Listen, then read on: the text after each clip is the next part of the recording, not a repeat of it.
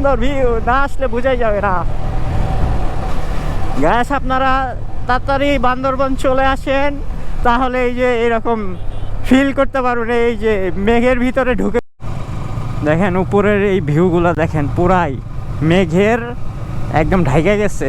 এখান থেকে ক্যামেরায় কতটুকু দেখা যায় জানি না, কিন্তু আসলে সামনাসামনি একটা চোখে দেখার যে একটা ফিলিংস কাজ করে, অনুভূতি, সেটা আসলে না আসলে আপনারা কোনোভাবেই বুঝতে পারবেন না। ক্যামেরায় তো সব কিছু বোঝানো সম্ভব না। আপনারা যদি আসেন তাহলে দেখতে পারবেন কত সুন্দর।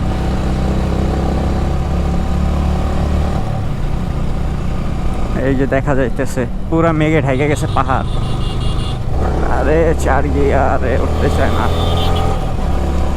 এই যে এই যে এই যে পুরাটা মেঘে ঢেকে গেছে। এই যে ও কি অসাধারণ দৃশ্য। সকাল সকাল পুরাই চোখ জুড়ায় যাওয়ার মতন দৃশ্য।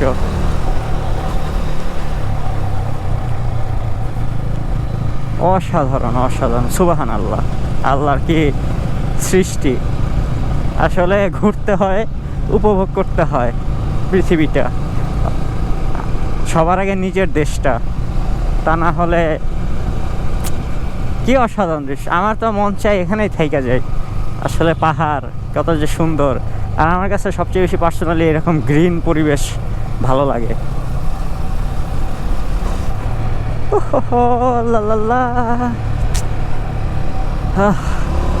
আসতে যেরকম কষ্ট হয়েছে, এই যে সামনের এই সুন্দর দৃশ্যগুলো দেখলে এই কষ্ট আর কষ্ট মনে হয় না, কিছুই মনে হয় না, কোনো কষ্টই হয় নাই যখন এই সুন্দর দৃশ্যগুলা চোখের সামনে দেখতে পারি। কত সুন্দর দৃশ্য, পুরা মেঘে ঢেকে গেছে। এখন যদি ওই জায়গায় থাকতে পারতাম, ইস কতই না ভালো লাগতো। তো ওই যে আমরা 4-5 জন বের হয়েছি, ওই যে পিছনে আরো 2 বাইক আছে। আমরা এখন যাচ্ছি হচ্ছে আপনার তিন্দু অভিযানে। আর তিন্দুর এখন বর্তমানে যে রাস্তার যে অবস্থা, ভয়াবহ অবস্থা। আরে কিরে গাড়ি 2 গিয়ারে উঠতে চায় না।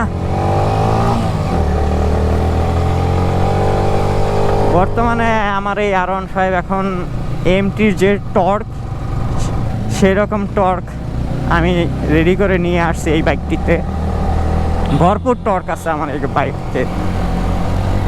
এমটি যেরকম মাস্টার অফ টর্ক, আমারটাও এখন এমটি টর্ক ইনস্টল করা রয়েছে। আমি পিছনে কোনো স্পকেটে করিনি, মানে সামনে জাস্ট 13 দাঁত ইনস্টল করছি, যেটা 4B'র স্পকেট সামনে। ওইটা ইনস্টল করে চেন স্পকেট রেশিও সে 3.70, এমটিতে থাকে হচ্ছে আপনার 3.80। তো আমার কোনো টেনশন নাই, আমার বাইক নিয়ে আমি আরামসে উঠতে পারবো।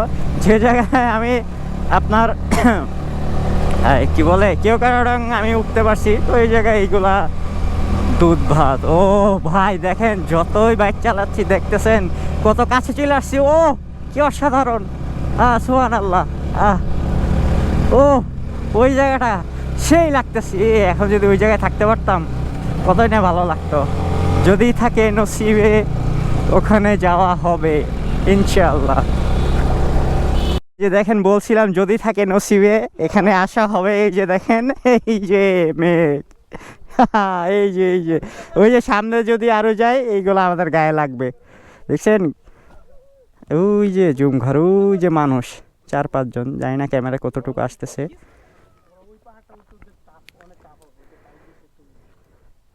কত সুন্দর, ওয়াও।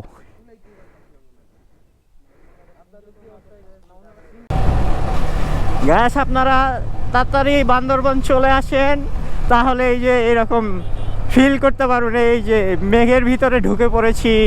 বলেছিলাম যদি থাকে নসিবে আপনি আসিবে।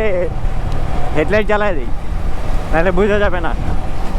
ও অসাধারণ অসাধারণ, এই যে গায়ে লাগছে। ও মেঘের ভিতরে ঢুকে গেলাম।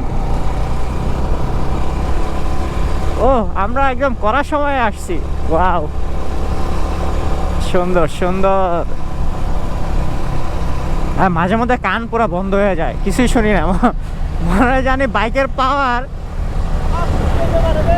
না, বৃষ্টি আসবে না বন্ধু, ভয় আছে যে কোন সময় বৃষ্টি আসে, কারণ আমরা ইয়াতে তিনদুর ঢুকবো তো, আর তিনদুর এখন তো রাস্তা একটু ভয়াবহ রাস্তা। তো পিছনে আমরা একটা চেকপোস্টে অতিক্রম করছি। তো আমরা এই যে 5 জনের একটা টিম, আমাদের সিরিয়াল হচ্ছে 5 নাম্বার সিরিয়াল। আমরা এখন এই যে ডিম পাহাড়ে চলে এসেছি। এখানে আবার অফরোড,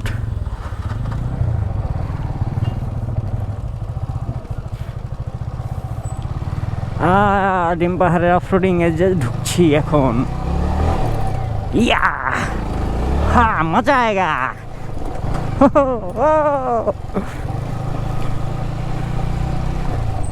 ইয়ে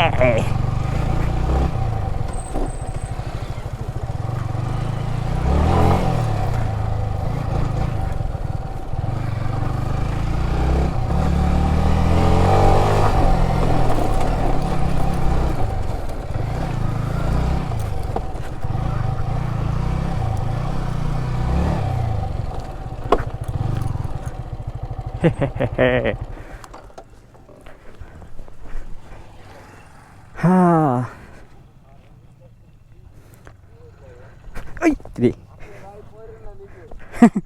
না ভাই পড়বো না। 10 কিলোমিটার নিচে? সর্বনাশ, আমার হেলিকপ্টার দিয়ে উদ্ধার করতে গো। হ্যাঁ,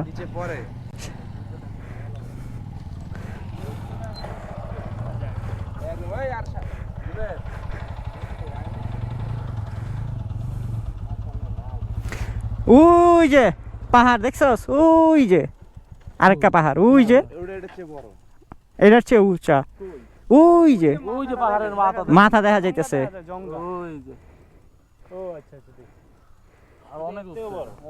অনেক উপরে।